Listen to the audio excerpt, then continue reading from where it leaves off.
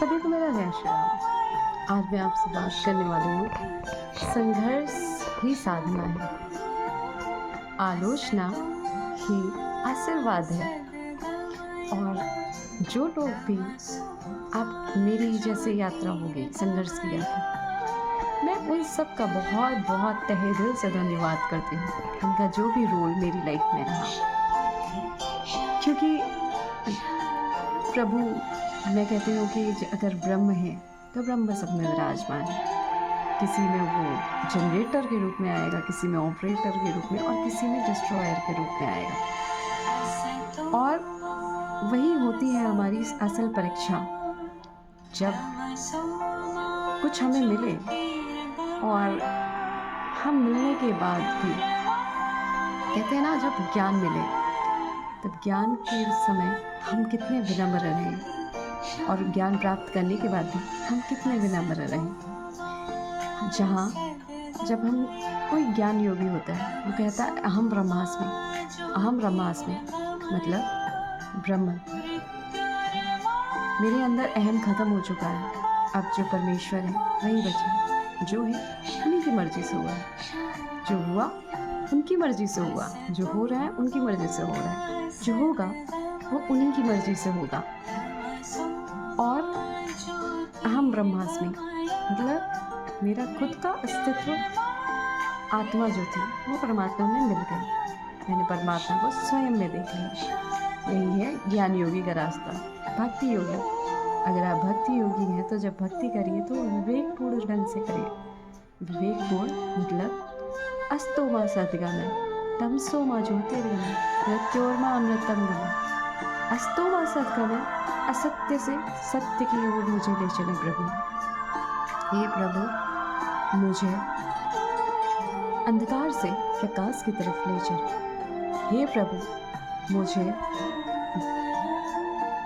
मृत्योर्मा अमृतम गमय, मृत्यु से अमरता की तरफ ले चले। मृत्यु शरीर की होगी, आत्मा अमर है, वो परमात्मा से ही आई है और परमात्मा में ही विलीन हो जाएगी। कर्म निष्काम करिए, ताकि अगर कभी प्रभु आपके लिए कोई दूसरा रास्ता तैयार करे तो आप उससे मोह में ना बंधें और स्वयं कर्मयोगी होते हुए, निष्काम कर्म, बिना किसी चीज़ से अटैचमेंट हुए अपने कर्म को करते जाइए। संघर्ष की राह जो होती है वो साधना की राह होती है। हम कहते हैं हम संघर्ष से टूट रहे हैं, नहीं, संघर्ष आपको तोड़ने नहीं आते हैं, जोड़ने आते हैं। जैसे मैं सिर्फ अपना ही एग्जाम्पल लेती हूँ यहाँ पे। मैंने संघर्ष के रास्ते खुद चुने हैं, भाई विलिंग चुने हैं, विलिंगली चुने हैं, and I am proud of this thing कि मैंने बढ़िया रास्ता चुना, क्योंकि यहाँ से जो मिला वो वहाँ से नहीं मिल सकता था जो कोई दूसरा रास्ता होता है। और उसमें एक दूसरी चीज़, बहुत ही ज़्यादा अच्छी चीज़ मैं कहूँगी कि आलोचना आशीर्वाद। तो थैंक यू टू ऑल जो भी आलोचना करें, उन सब को मेरा, और आलोचना करते रहिए, क्योंकि आलोचनाएं तो आशीर्वाद का रूप लेके आती हैं। और